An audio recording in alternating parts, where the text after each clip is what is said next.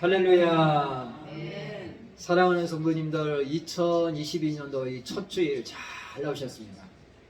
1년에 52주 중에 첫 주일이 중요해요. 첫 주일. 인생은 마라톤이라고 하잖아요. 인생은 경주입니다. 경주. 100m 경주에서 초를 다치잖아요. 초를. 그래서 스타트가 누가 0.001초 먼저 출발하에 따라서 골인 지점에 먼저 갈 수 있는 거예요. 그래서 100m 운동 선수들이 스타트에 총소리에 탁 귀를 기울이는 거예요. 스타트가 중요한 거예요. 오늘 스타트 2022년도 첫 주일 우리 나오신 우리 성도님들은 첫 단추를 잘 깬 줄 믿으시기 바랍니다. 함께 인생의 첫 단추를 잘 깨자. 첫 단추를 잘 깨야 돼요. 첫 주일 하나님 앞에 나와서 예배하는 거, 이게 바로 2022년도 우리 성도님들이 출발을 잘 한 거야. 출발선상에서 스타트를 잘 하신 거예요. 우리 강혜신 권찰님도 스타트를 잘 하신 거예요. 아멘. 사랑하는 성도님들요, 오늘 주일 나온 우리 성도님들에게 하나님의 은혜와 사랑과 축복이 충만히 임하기를 간절히 바랍니다. 사랑하는 성도님들, 작년에는 소해했습니다. 소는 특징이 뭐죠? 소는 근면합니다. 근면. 작년에 근면하지 못한 분들은 금년에는 소처럼 근면하게 사시기를 간절히 바랍니다. 새해에는 무슨 해죠? 새해에는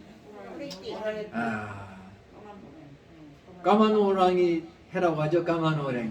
그쵸? 까만 호랑이라 해서 이민년이라고 합니다. 이민년. 새해 이민년이 밝았는데, 그리고 호랑이띠인데, 호랑이인데, 호랑이는 뭘 상징하냐면요, 강인함과 용맹을 상징하는 강인. 호랑이는 아주 강인하잖아. 옛날에 우리나라에 호랑이 있었을까 없을까? 옛날에 있었어요. 옛날에 시골에 가면 호랑이가 나타나고 그랬어. 지리산에 호랑이도 나타나고 그랬어. 혹시 호랑이 보신 분 있어요? 이정수 저기 그 박재명 어르신은 92세시니까 호랑이 한번 보셨을 것 같아요. 어렸을 때. 호랑이 보셨어요? 우리 박재명 어르신? 호랑이. 못 보신 것 같아요. 호랑이 본 분들은 동물. 네, 저 가천 대공원 가려면 호랑이 볼 수 있습니다. 호랑이.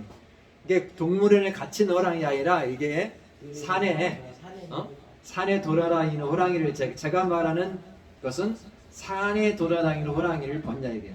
고양이는 비슷한 고양이는 봤더라도 호랑이 본 분들은 극히 드물어요. 그래서 옛날에 우리 부모님 세대 아니면 우리 할아버지 세대 때 부모님보다도 더 윗세대인 할아버지, 그 다음에 뭡니까? 증조 할아버지 내지는 고조 할아버지 시대 때는요, 호랑이가 많았습니다. 우리나라에. 지금은 뭐 저 러시아나 그런 데 가야 백두산에 있을지 없을지 모르는데, 하여튼 호랑이가 다 멸종되지 않았나. 우리나라에서는 거의 멸종됐다고 보면 됩니다. 그래서 지금은 시베리아나 그쪽, 그러니까 러시아 그쪽 때만 있지 없습니다. 눈에 띄어야 되는데 없어요. 동물원에 있지만. 근데 호랑이는 강인함과 용맹을 상징합니다. 용맹함. 그래서 우리 사랑하는 성도님들, 이 금년 호랑이, 검은 호랑이 해를 맞았는데, 우리 성도님들 믿음으로 강인하게 용맹스럽게 사시기를 간절히 바랍니다. 성경에서 아주 강인하게 용맹스럽게 살아간 사람이 있어요. 누구죠? 다윗이라는 사람이 있어요. 다윗.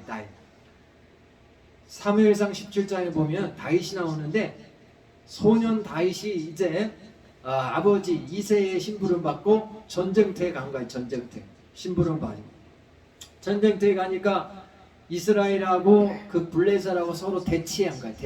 대치 국면했을 때 이스라엘에 훌륭한 장수들이 있었는데 아무도 골리앗 장군의 앞에 나가서 싸우질 못해. 골리앗 장군의 기세에 다 꺾여가지고 다 숨어버렸어. 원매 기주고 하면서 다 숨었어. 근데 소년 다윗이 나가서 이제 골리앗 장군과 싸우게 되는 거예요. 그래서 사무엘상 17장 45절에 유명한 말씀이 있어요. 다윗의 고백이며 너는 칼과 창과 단창으로 내게 오거니와 나는 만군의 여호와 이름으로 내게 가노라. 소년 다윗이가 골리앗이가 키가 여기서 이만큼 돼요. 2m 한 80, 90대예요. 키가 장대야 장대. 그런데 소년 다윗 이제 15, 17 그 정도밖에 안 되는 소년 다윗이가 믿음이 있었어요. 믿음이 있으면 우리가 강인해질 수 있습니다. 믿음이 있으면요 용맹스러워질 수 있습니다. 호랑이처럼 용맹스러울 수 있고 호랑이처럼 강인해질 수 있는 줄 믿으시기 바랍니다. 믿음이 푹 꺼지면요 강인함이 사라지고 용맹스러움이 사라지는 거예요. 전도지 가지고 예수 안 믿는 사람한테 예수 믿으세요 하는 게 이게 부끄러운 거예요. 창피해가지고 그냥 이것도 못 전해줘요. 주보 한 장 전해주는 것도 못해. 믿음이 없습니다. 그쵸? 믿음이 없는 사람은 마치 타이어에 바람 빠진 거와 똑같아요. 아무튼 믿음이 없는 사람은 마치 바람 빠진 타이어와 같다. 사랑하는 성도님들, 타이어에 바람이 빵빵하게 있어야 차가 잘 굴러가는 거잖아요. 그 믿음이 없는 사람은 타이어에 바람이 피 빠져 있는 상태라서 이 제대로 빵꾸가 나가지고 이게 제대로 인생이 잘 굴러가지 않아요. 그러나 믿음이 충만하게 되면 다윗처럼 저 골리앗 장군, 블레셋의 최고의 장수였던 골리앗 장군 앞에 담대할 수 있는 거예요. 기가 죽지 않습니다. 그래서 호랑이처럼 담대하게 강인하게 용맹스럽게 나가서 골리앗 장군과 싸워서 이기는 거예요. 그래서 다윗이가 골리앗 장군을 어떻게 하냐면요 투척기 그 물매죠. 물매가 투척기고 돌을 넣어요. 투척기에다 물매에다 돌을 넣고 돌립니다. 다윗이가 돌려가지고 던졌는데 이제 물매에서 돌이 튕겨 나가가지고 돌이 나갑니다. 가가지고 골리앗 장군이 이마에 이 돌이 박히고 간 거야. 다윗이 던진 돌이 박혀가지고 골리앗 장군이 키가 2m 90인데 뒤로 넘어진 거야. 넘어져 쓰러져 죽은 거야. 쓰러졌습니다. 그래 다윗이 가가지고 골리앗 장군의 칼을 빼가지고 목을 친 거야. 아멘. 사랑하는 성도님들, 금년에 무슨 해라고요? 호랑이는 강인합니다. 호랑이는 용맹스럽습니다. 우리가 믿음을 가지면 다윗처럼 호랑이처럼 강인해질 수 있고 용맹스러울 수 있고 담대해질 수 있는 줄 믿으시기 바랍니다. 그러나 믿음이 꺼져버리면 바람 빠진 성도가 되면요 오늘 2022년도 새해 첫 주일에 이 자리에 나와서 예배도 드리지 못하는 거예요. 집에서 그냥 TV나 보고 있고 어디 놀러나 다니고 그렇습니다. 왜? 믿음이 없기 때문에 그런 분들은 강인할 수 없습니다. 약해. 코로나 그것 때문에 두려워서 바깥 출입도 못하는 거예요. 집에만 방콕하고 있어야 돼. 방콕하고 있어야 돼. 왜? 두려우니까. 감기 걸릴까봐, 코로나 걸릴까봐 두려우니까 교회도 못하고 바깥 출입도 못하고 그냥 집에만 자신의 그 좁은 공간에 갇혀서 폐쇄적인 인간이 되는 거야. 그러다 보면 우울증, 디스프레션, 우울증이 걸리는 거야. 우울증. 사랑하는 성도님들, 마음의 문을 활짝 열고 우리는 하나님 앞에 가까이 나올 때 우리의 믿음이 충만하게 되는 줄 믿으시기 바랍니다. 사랑하는 성도님들, 저는 새해 첫 주일을 맞아서 우리 교회가 금년도 표가 있어요. 표. 여기 표를 걸어 놨는데 표가 뭐죠? 자, 말씀을 지킴으로 행복한 교회예요. 한번 따습니다. 말씀을 지킴으로 행복한 교회. 우리 부천복기의 금년도 표가 말씀을 지킴으로 행복한 교회예요. 행복한 교회. 말씀을 지켜야 우리가 행복해질 수 있어요. 하나님은요, 하나님의 백성들이, 당신의 자녀들이 행복한 삶을 살기를 원하신 줄 믿으시기 바랍니다. 우리가 가정에서 부모의 입장에서 내 자녀들이 행복하게 살기를 원하는 게 모든 부모의 바람이잖아요. 그쵸? 네. 모든 부모의 바람은요, 자녀들이 잘 살았으면, 행복하게 살았으면, 싸우지 않고 가정을 이뤘으면, 행복한 가정을 이뤘으면, 그게 부모님들의 바람이에요. 불행한 가정 되기를 원하는 부모는 아무도 없습니다. 하나님도 마찬가지야. 인간이 그럴진데 하나님은요, 더욱더 하나님의 자녀 백성들이 행복한 삶을 살기 원하는 줄 믿으시기 바랍니다. 그래서 제 소원은 두 가지 소원이 있어요. 우리 성도님들이 정말로 하나님 안에서 행복하게 살기를 제가 바라는 것입니다. 소원합니다. 그다음 우리 성도님들이 우리 교회에 가득 차지기를, 부흥이 되기를 제가 소원하고 있습니다. 사랑하는 성도님들, 금년에 한 가지 내지 두 가지 소원을 가지고 사시기를 간절히 바랍니다. 그 소원을 붙들고 살아갈 때 하나님께서 때가 되면 그 소원을 이루어 주실 줄 믿으시기 바랍니다. 그래서 오늘 말씀의 핵심은, 포인트는 뭐냐? 행복입니다. 행복, 해피니스, 행복인데, 사랑하는 성도님들, 많은 사람들이 행복해지기 원하는데 현실은 행복한 삶을 살지 못하는 게 우리의 현실입니다. 많은 사람들은 행복해지기 위해서 뭔가 소유가 행복을 가져다 주는 것처럼 생각하고 소유의 행복에 초점을 맞추고 살아갑니다. 행복은요, 소유가 아니라 행복은요, 존재에 있다는 말이 있습니다. 일단 행복은 소유가 아니라 존재에 있다. 행복은 소유에 있다고 생각하는 사람은요, 뭔가 막 소유만 하려고 해요. 소유, 영어로 having. 뭔가 가지려고만 해요. 돈도 가지고, 또 명예도 가지고, 또 뭐 쾌락도 가지고, 권력도 가지고. 근데 이 돈과 명예와 쾌락과 권력, 이런 것들을 가진다고 행복이 있냐요? 이거예요. 행복이 있냐요? 행복을 추구하기 위해서, 행복하기 위해서 돈도 가져보고 명예도 쾌락도 권력도 가져보는데 현실은 행복하고 먼 그러한 삶을 사는 사람들이 많이 있습니다. 권력의 정상이라는 대통령까지 했는데도 현실은 감옥에 가 있는 거야. 감옥에 가 있어. 대통령까지 했으면 행복할 것 같은데 행복하고는 거리가 먼 감옥에서 이 생을 살고 있는 분들 있죠. 우리나라 현직 대통령 이명박 대통령이나 박근혜 대통령이, 이 박근혜 대통령 4년 9개월 동안 감옥에 있다가 지난 12월 30일 날 이렇게 출소했지 않습니까? 그리고 이명박 대통령 지금까지도 감옥에 가 계시지 않습니까? 권력의 정상이라는 대통령까지 했는데 행복합니까? 행복은요, 소유에 있는 것이 아닙니다. 소유에.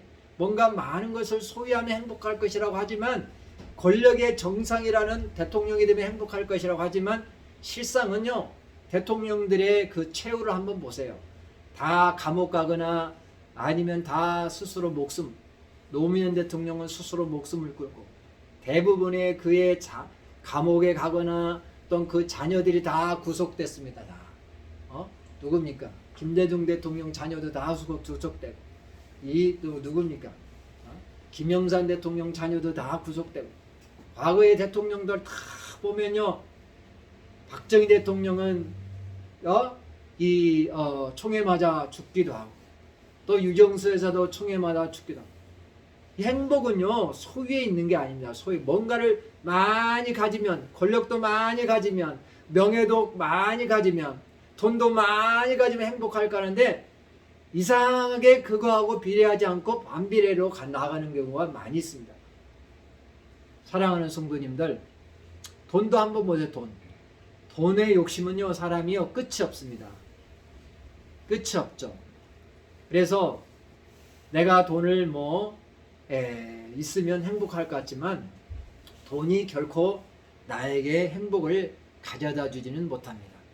사랑하는 성도님, 어느 부부가 이 돈이 없을 때는 행복하게 살아요. 서로 알콩달콩 이렇게 행복하게 사는데, 갑자기 이제 복권이 당첨됐어. 복권이 10억 원이 당첨된 거야. 그런데 그때부터 행복한 가정에 불행이 찾아옵니다. 불행이. 왜? 남편이 이제 10억이 갑자기 없는 돈이야. 갑자기 꽁돈이 생기니까 이거 가지고 뭐하냐. 이거 가지고 그냥 갬블링, 도박을 하고 또 이제 새로운 여인을 사귀게 되고 또 어디 뭐 해외여행 다니거든. 돈을 흥청망청 쓰는 거야. 흥청망청 쓰는 거야. 그러다 보면 어떻게 되죠? 가정이요, 파탄이 나는 거예요. 가정이. 돈이 없을 때는 부부가 서로 의지하면서 서로 기도해주면서 행복하게 살았는데, 알콩달콩 행복하게 사는데, 복권이 당첨됨으로 말미암아 그의 삶이 더욱 피폐해지는 거예요. 안 하던 도박도 하고, 안 하던 게임도 하고, 안 하던 그 애인도 사귀고, 안 하던 막 이렇게 방탕한 삶도, 술도 마시게 되고, 어디 춤추러 다니고, 이러다 보면 인생이 어떻게 됩니까? 허랑방탕하면서 결국은요, 불행한 삶을 자초하고 만다는 것입니다. 꼭 그런 건 아니죠. 그 복권이 당첨된 걸 그걸 가지고 잘 선용한 사람도 물론 있습니다. 그런데 복권 당첨된 사람 중에 거의 90% 이상이 다 불행해집니다. 없는 돈이 갑자기 생기니까 이 돈을 어떻게 주체할지 모르는 거예요. 쓸 돈도요, 그 사용을 잘 해야 돼요. 돈도요. 재물을 잘 사용할 수 있는 사람이 하나님이 재물을 주시는 거예요. 사랑하는 성도님들, 하나님이 재물을 주실 때 이것을, 돈을 잘 관리하시기를 간절히 바랍니다. 그러한 사람이 행복해질 수 있습니다. 하나님이 돈을 주실 때 이 돈도 쓰는 방법이 있는 거야. 돈도 관리하는 방법인데, 관리하는 방법을 모르고 내 마음대로 내 뜻대로 이렇게 하다 보면요, 돈이 그냥 금세 사라지고 오히려 더 빚을 지는, 더 인생이 피폐해지고 더 불행해지는 것을 볼 수 있습니다. 그래서 행복은요, 뭔가를 소유한다고 행복해지는 게 아닙니다. 소유의 행복이 있는 것이 아니라 존재의 행복이 있습니다. 나 자신이 어떠한 존재임을 깨닫는 게 그게 행복이에요. 한번 내가 누구인지를 깨닫는 것이 행복이다. 그래서 내가, 나라는 존재가 누구인지를 깨닫는 것, 내가 하나님의 자녀임을 깨닫는 것, 내가 하나님의 작품임을 깨닫는 것, 이러한 사람이 행복하다는 거예요. 그런데 이 내가 누구인지, 내가 하나님의 작품임을 어떻게 깨달으면 하나님의 말씀 속에서 내가 누구인지를 깨닫는 거예요. 이 성경 속에서 내가 누구인지, 내가 하나님의 작품인지, 나는 어디서 왔고 나는 어디로 가야 되는지, 나는 왜 살아야 되는지, 이런 것들을 하나님의 말씀이 우리에게 가르쳐줘요. 우리에게 깨닫게 해주는 거예요. 그래서 행복은요, 나의 존재를 깨닫는 데부터 행복이 시작되는 줄 믿으시기 바랍니다. 내가 누구인지를 깨달아야 돼. 나는 하나님의 자녀이고 하나님의 백성이구나. 나는 하나님의 작품이구나. 그래서 시편 139편에 보면요, 이런 말씀이 있어요. 주께서 내 장부를 지시고 나의 모태에서 나를 조직하셨나이다. 그러니까 우리 인생이란 것은요, 하나님의 작품입니다. 작품. 한번 나는 하나님의 작품이요, 하나님의 자녀다. 내가 하나님의 위대한 작품이라는 것을 깨닫는 것, 내가 하나님의 천진만물을 주신 하나님의 자녀라는 걸 깨닫는 자가 행복해질 수 있는 것입니다. 그리고 내가 왜 사는지, 내가 무엇을 위해 살아가는지 그걸 아는 사람이, 깨닫는 자가 행복해질 수 있어요. 나의 존재죠. 나의 존재 가치를 아는 사람이 행복해질 수 있습니다. 그것을 모르는 사람은요, 인생의 행복은 뭔가 소유했다 생각하고 자꾸자꾸 소유하려고 합니다. 돈도 막 자꾸자꾸 소유하려고, 권력도 자꾸자꾸 소유하려고 가지고, 대통령도 막, 그래서 막 9명, 10명 막 이렇게 많은 사람이 너도 나도 막 대통령 되겠다고 나오지 않습니까? 그게 뭐냐면 뭔가 권력을 소유해서 뭔가 내가 지배하면, 다스리면, 통치하면 행복할 거라 생각하지만 그렇지 현실은 그렇지 못한 것을 우리가 보게 됩니다. 사랑하는 성도님들, 그래서 오늘 본문 말씀에 가지고요, 우리가 하나님께서는 우리 당신의 백성들이 행복해지기를 원하는데 행복의 비법이 오늘 말씀 속에 있습니다. 그래서 말씀을 지킴으로 행복한 게 오늘 제목인데, 자, 행복은요 소유에 있는 것이 아니라 존재에 있다. 행복을 위하여 하나님이 요구하시는 것이 있습니다. 행복해지려면 뜻이죠. 자, 행복해지려면 우리가 어떻게 하면 행복해질 수 있을까요?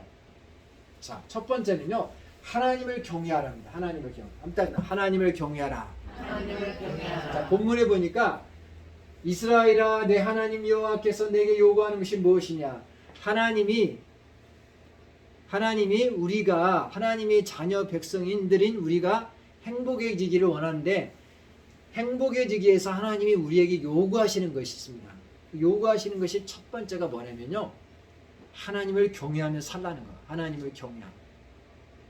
하나님에 대한 경외심이 없는 사람은요 결코 행복할 수 없습니다. 그래서 세상 사람들은요 겉은 행복한 것 같지만, 겉은 행복한 거죠. 실상은요 불행 가운데 살아가는 사람이 태반입니다. 아멘? 아멘. 겉은요 행복한 것처럼 보여요. 그러나 실상을 들어보면요 불행한 거. 왜? 오늘 말씀 속에 하나님에 대한 경외심이 없어요. 그냥 내 마음대로 살아요. 내 뜻대로, 내 생각대로, 내 고집대로, 내 온고집대로 사는 거예요. 행복을 위하여 하나님이 요구하시는 것 첫 번째, 하나님을 경외하라.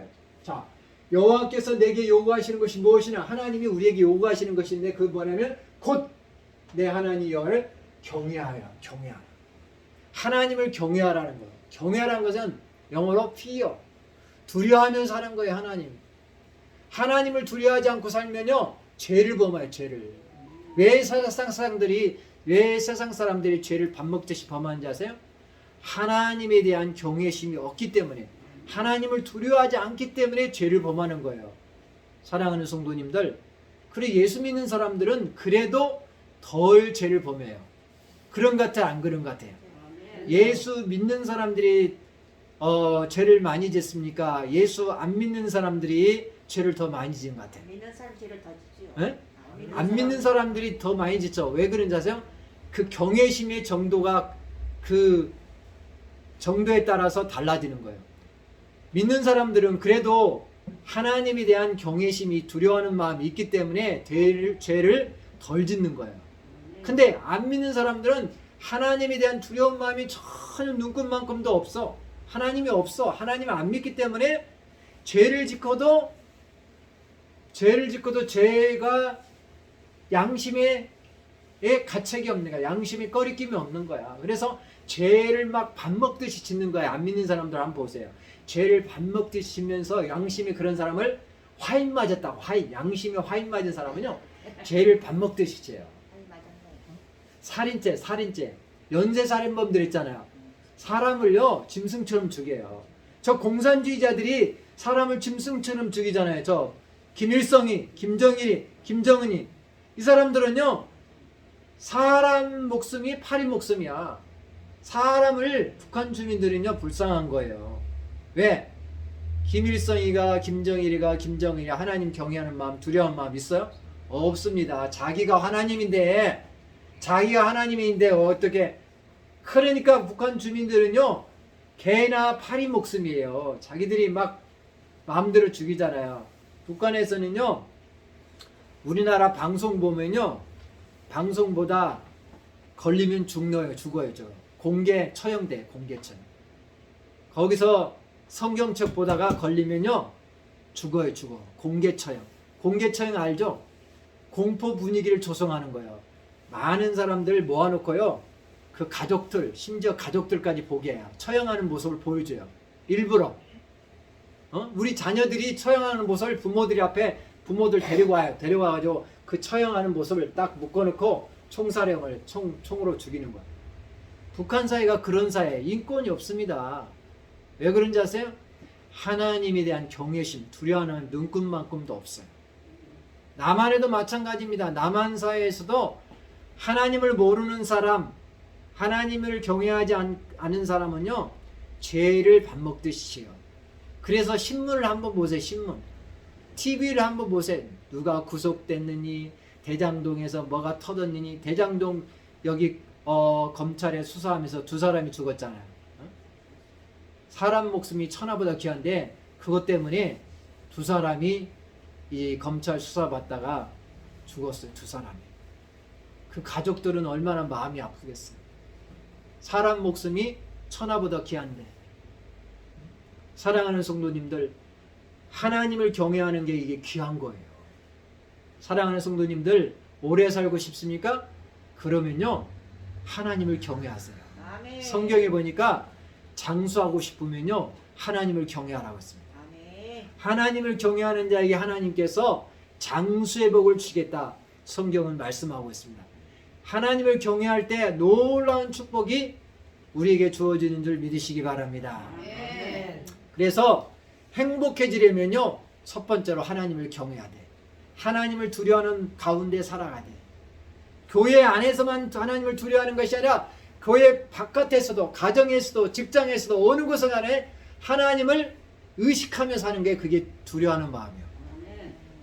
한번 하나님을 하나님을 어느 곳에든지 어느 곳에든지 의식하며 의식하며 살자. 살자. 하나님을 의식하며 사는 게 그게 경외하는 마음이에요.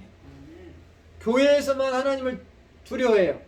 그건요, 신앙이 아니죠. 바깥에 나가면서 완전히 하나님을 두려워하는 마음을 없으면 안 돼요.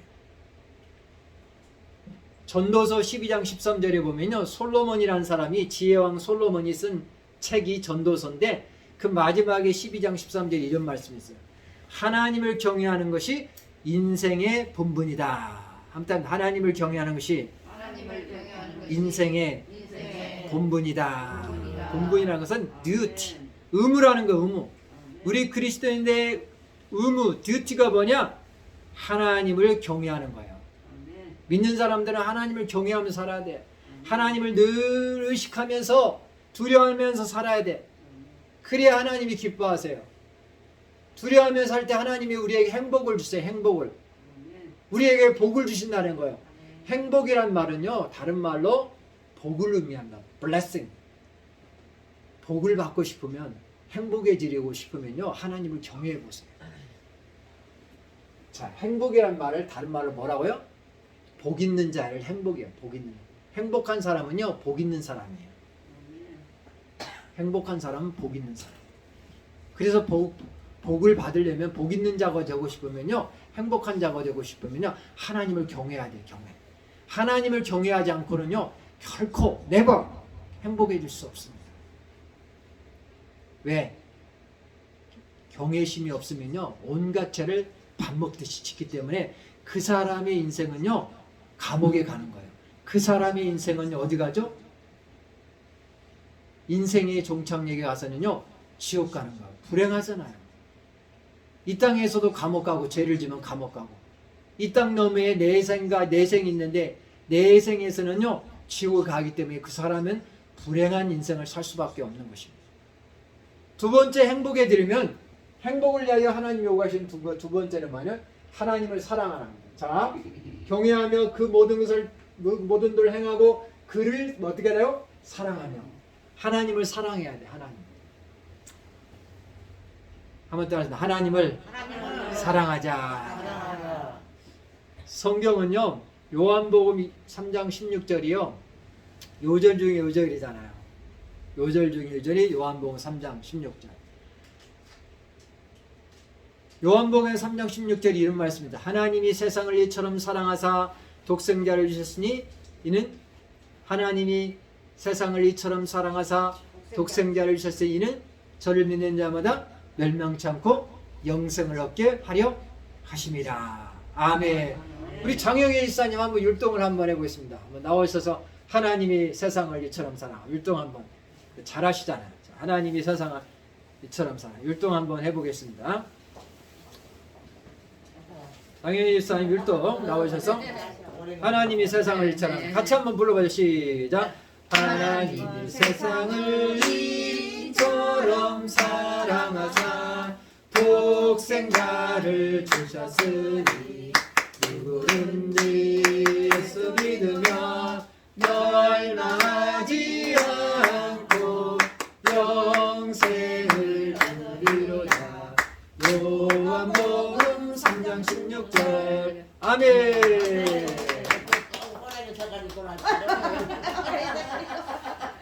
자, 요한복음 3장 16절은요 요절 중에 요절이에요. 요절 중에 이제 가장 핵심적인 구절이 요한복음 3장 16절이에요. 하나님은 God is love. 하나님은 사랑이시잖아요. 하나님이 사랑하시기 때문에 죄인된 우리를 구원해 주시기 위해서 독생자 예수님을 이 땅에 보내주신 줄 믿습니다. 그 예수를 믿으면 우리가 구원을 받고 하나님의 자녀 백성이 되고 구원을 받게 되는 줄 믿습니다. 하나님이 우리를 사랑하셨기 때문에 우리도 사랑하는 거예요. 그래서 성경에는 613가지 계명이 있는데 계명의 요약이 10가지로 요약한 거 10계명이에요. 출애굽기 10장 1절에서 17절에 보면 10계명의 내용이 나오는데 1계명에서 3계명이 뭐냐면 하나님을 사랑하라. 4계명에서 10계명은요 이웃을 사랑하라. 그래서 하나님 사랑, 이웃 사랑. 어떤 사람이 와서 묻습니다. 아 예수님 계명 중에 제일 큰 계명이 무엇입니까? 라고 물을 때 하나님의 예수님이 이렇게 답합니다. 제1계명은 하나님을 사랑하라. 그리고 제2계명은 이웃을 내 몸같이 사랑하라. 그래서 하나님 사랑이 제일 큰 계명이에요. 아멘. 하나님 사랑이 제일 큰 계명이고 2계명은 이웃을 내 몸같이 사랑하라. 2계명. 그래서 하나님 사랑, 이웃 사랑. 10계명의 요약은요. 하나님 사랑, 이웃 사랑. 그래서 우리가 행복해지려면요. 하나님을 사랑하고 또 이웃을 사랑해야 행복해질 수 있어요. 아무튼 하나님을 사랑하자. 그래서 하나님을 사랑하되 우리는 어떻게 살아가면 마음을 다하고 뜻을 다하고 성품을 다하고 목숨을 다해서 하나님을 사랑해야 돼요. 우리가 오늘 나와서 예배 드리는 것도 이것도 지금 하나님을 사랑하는 것이에요. 하나님을. 예배 드리는 것 하나님 사랑. 예배 안 드리는 것은 하나님을 안 사랑하는 거야. 안 사랑하는 거야. 왜? 하나님은 예배 드리는 것을 기뻐하세요. 예배 드리는 기뻐하는데 하나님이 기뻐하는 것을 안 하는 거니까 하나님을 사랑하지 않는 거죠. 그래서 우리가 금년도에 행복해지려면요. 하나님을 많이 사랑해야 돼요. 마음을 다하고 목숨을 다하고 뜻을 다하고 정성을 다해서 하나님을 사랑해야 될 줄 믿습니다. 세 번째 행복해지려면요. 하나님을 섬기라. 하나님을 섬기라. 자 보세요. 마음을 다하고 성품을 다하고 내 하나님 어떻게 하라고? 섬기라. 하나님을 잘 섬겨야 돼. 하나님을 잘 섬겨야 돼. 자, 요한복음 3장에 보면요. 예수님이 계셔요. 예수님이 12제자를 모아놓고요. 섬겼어. 그리고 예수님은 섬김의 모범을 보였는데 대야에 물을 떠놓고 제자들의 발을 씻겼어요. 스승이 제자들의 발을 한 사람 한 사람 깨끗이 씻어줬어요. 수건을 허리에 두르고 제자들의 발을 씻어주고. 그래서 우리가 가정에 가면요. 부인 되신 아내 되신 분들은요. 남편을 그냥 잘 섬겨야 돼. 예수님이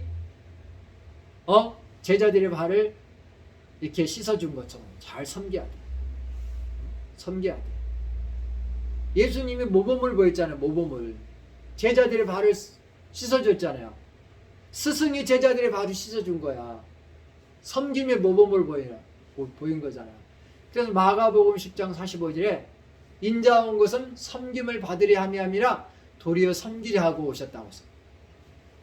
심지어는요 얼마만큼 섬기냐면 십자가에서 대속제물로 우리를 위해서 죽으셨어요. 죽기까지 순종하셨어요. 죽기까지 섬기셨어요. 아멘. 섬김을 받은 우리는 마땅히 하나님을 잘 섬겨야 될 줄 믿습니다. 나아가서는 하나님을 섬길 뿐만 아니라 서로 잘 섬겨야 돼. 한번 옆 사람하고 인사하겠습니다. 우리 서로 섬기자. 섬김을 받으려고만 생각하는 게 아니라 우리가 서로 섬겨야 돼. 베드로전서 5장에 보니까 서로 사랑하라, 서로 섬기라 그런 표현이 있어요. 서로 사랑해야 돼요. 일방적인 사랑을 무슨 사랑이라고 하죠? 짝사랑, 원사이드 러브를 짝사랑이래요. 짝사랑. 원사이드 러브를 뭐라고요? 짝사랑. 짝사랑 해보셨나 봐요. 우리 오진성 누님 짝사랑 해보셨나? 짝사랑. 오진성 누님이 그냥 짝사랑 해보시나 봐. 젊었을 때 맞죠? 젊었을 때. 그럼. 네. 숨겨놓은 애인이 있으신다. 숨겨놓은 애인. 숨겨놓은 애인이 짝사랑하는 거죠. 그냥. 마음만 그냥 마음이 콩캉콩캉하면서 그냥 애인한테 그냥 말로는 표현을 못하고 그냥 마음만 그냥 사랑하는 사람이 있는 거예요. 짝사랑, 원사이드 러브. 그래 성경은요 원사이드 러브가 아니라 서로 사랑하라. 서로.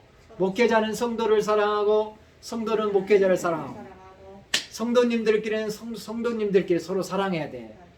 절대로 교회 성도님들 안에서 미워하는 사람 없어야 돼요. 원수 맺으면 안 돼요. 원수 맺으면.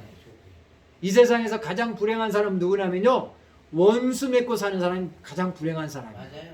원수요 지금까지 있다면요 다 청산해. 청산. 용서하시고 용납하시고 청산하셔야 내가 행복해질 수 있어요. 사랑해야 행복해질 수 있습니다. 아멘. 그래서 잠언 말씀에 보니까 10장 13절에 보니까 미움은 다툼을 일으키고 사랑은 모든 허물을 가리운다고 했습니다. 우리 안에 미움이 있으면요 뭔가 서로 다퉈요. 서로 투쟁하고 다투고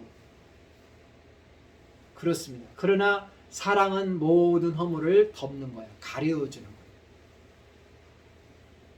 우리는 서로 사랑해야 될 줄 믿습니다. 하나님이 엄청난 사랑 우리를 사랑했습니다. 그 사랑을 받았습니다. 그 사랑은 조건적인 사랑이 아니라 아가페의 사랑, 무조건적인 사랑을 우리가 받았기 때문에 우리도 무조건적인 사랑으로 목사님을 사랑하고 우리 성도님들을 사랑하고 이웃을 사랑하며 살아야 될 줄 믿습니다. 그래야 행복해질 수 있습니다. 행복해지려면 사랑해야 행복해질 수 있습니다. 사랑하지 않는 사람은요 결코 행복할 수 없습니다. 가정에서 부부가 사랑해야 행복할 수 있습니다. 교회에서 성도와 성도가 내 사랑해야 목회자와 성도 간의 사랑, 목회자가 성도를 사랑해야 목회자도 행복할 수 있고 성도도 행복할 수 있는 줄 믿으시기 바랍니다.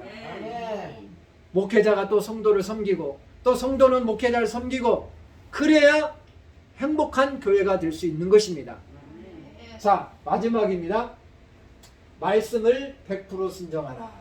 일단 말씀을 100% 순종하라. 자 보겠습니다. 경외하며 그 모든 도 말씀을 행하고 모든 말씀을 행하라. 100% 순종하라는 거죠. 여기도 내가 오늘날 내 행복을 위하여 내게 명하는 여호와의 명령과 규례를 지킬 것이 아니라 여기서 명령과 규례라는 것은요 말씀을 지킬 것이 아니냐 지키라는 거예요. 지키라는 거. 이 말씀의 의미가 뭐죠? 너가 정말로 행복해지려면 명령과 규례를 지킬 것이 아니라 지키라. 명령과 규례가 하나님의 말씀을 지키라. 순종하라. 그런 뜻이에요. 얼마만큼 순종하라고요? 모든 말씀을 행하라. 말씀을 골라서 순종하면 안 돼요. 이 말씀은 순종하고 저 말씀은 불순종하라 아니라 창세기부터 요한계시록까지 나오는 모든 말씀을 내가 100% 순종해야 돼. 100%. 장영희 사님 몇 프로요? 100%입니다. 어떤 사람들은 취사선택이에요. 취사선택. 이건 순종하고 저건 순종하는 그런 사람은 믿음이 아직 없어요. 취사선택. 50%만 순종해. 신약성경만 순종하고 구약성경은 순종하네. 반면에 신약성경은 순종하고 구약성경은 그냥 성경이 아니니까 불순종해. 요한계시록은 말씀이 어려우니까 불순종하고 창세기는 쉬우니까 순종하고 이게 아니라 창세기부터 요한계시록까지 66권을 100% 순종하는 거예요. 100%. 100% 순종할 때 그때 행복해질 수 있는 거예요. 아멘. 목사님 어떻게 100% 순종하나요? 성경이요. 100% 순종한 사람이 있어요. 100% 순종해야 할 때 행복해진 거예요. 자, 말씀을 100% 순종하라. 이게 노아가 창세기 6장 22절에 노아가 100% 순종해요. 7장 6장 22절 7장 5절에 보니까 하나님이 노아에게 방주를 만들라고, 방주 배를 만들라고. 그래서 노아가 하나님이 설계도를 주신 대로 100% 순종했어요. 몇 년 동안? 120년 동안 노아가 방주를 만들었어요. 왜? 홍수 심판을 대비해서 방주를 만든 거야. 다른 사람들은 불순종했지만 노아만큼은 순종했어요. 100%. 설계도대로, 말씀대로 노아가 100% 순종했어요. 그래서 홍수 심판 전에 노아가 자기가 만든 방주에 들어갔어요. 노아와 노아 식구 8명만 들어가서 그 8명만, 그 가족만 구원받고 나머지는 다 물에 수장돼서 죽은 줄 믿으시기 바랍니다. 그래서 순종하는 자가 사는 거예요. 순종하는 자가 하나님의 나라에 들어갈 수 있고 순종하는 자가 행복해질 수 있는 줄 믿으시기 바랍니다. 불순종은요, 죽음입니다. 불순종은 복을 받지 못해요. 신명기 18장 1절에서 14절 15절에서 68절을 보면요, 순종하는 자는 복을 주고 불순종하는 자는 저주가 임한다고 했습니다. 사랑하는 성도님들, 복을 받고 싶습니까? 행복해지고 싶습니까? 그러면요, 오늘 이 4가지로 제가 정리하겠습니다. 행복하려면요, 하나님이 경외하세요. 아직 경외하지 못했다면요, 오늘부터 금년부터는 하나님을 정말로 두려워하세요. 하나님을 늘 의식하면서 사세요. 두 번째로 하나님을 사랑하세요. 하나님이 죄인된 우리를 사랑했잖아요. 예수님을 주시기까지 십자가에 피 흘려 죽이시기까지 우리를 사랑하셨잖아요. 그 사랑을 받은 우리도 하나님을 사랑하고 이웃을 사랑하고, 그 다음에 하나님을 섬기세요. 예수님이 제자들의 발을 씻겨주셨잖아요. 우리는 섬김을 받았습니다. 섬김을 받은 대로 우리 또한 이웃을 섬기며 살아야 될 줄 믿습니다. 성도들을, 다른 성도들을 섬기고, 마지막으로 노아가 하나님의 말씀에 방주를 만들라고 노아가 하나님이 말씀할 때 그 설계도대로 100% 순종했습니다. 그 순종함으로 노아의 식구가 방주 안에 들어가서 구원받았습니다. 노아가 순종함으로 복을 받은 거예요. 노아가 순종함으로 행복한 삶을 산 것입니다. 사랑하는 성도님들, 행복하려면요, 하나님 말씀에 100% 순종할 때 행복이 우리에게 깃드는 줄 믿으시기 바랍니다. 사랑하는 성도님들, 우리 복지계 성도님들, 우리 금년도의 표어가 뭐죠? 말씀을 지킴으로 행복한 게. 우리 복지계가 성도님들이 다 행복해지기를 간절히 바랍니다. 간절히 바랍니다. 우리 219장 찬양 드리겠습니다.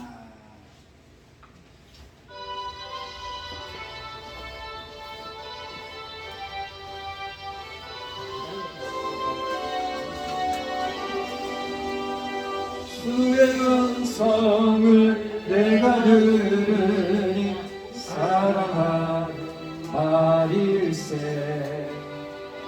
믿는 마음으로 주께 가오니 나를 영접하소서.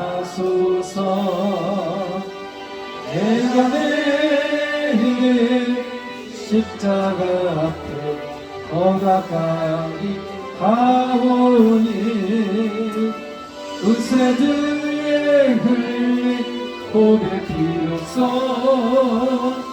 나를 정케 하소서.